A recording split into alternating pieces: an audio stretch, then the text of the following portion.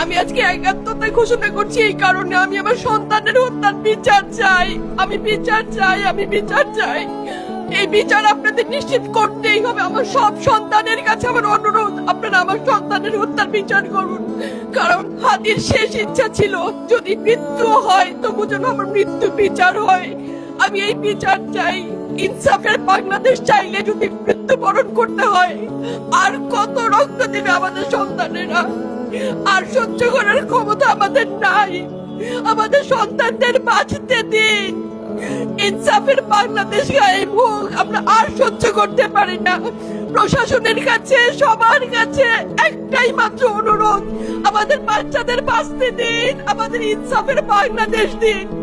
কথা বলার শক্তি আমার নাই, আমার চোখ ভরে আসছে। আমি সহ্য করার শক্তি আমাদের নাই। আমাদের বাচ্চাদের বাঁচতে দিন। প্রশাসন সজাগ হবে কবে?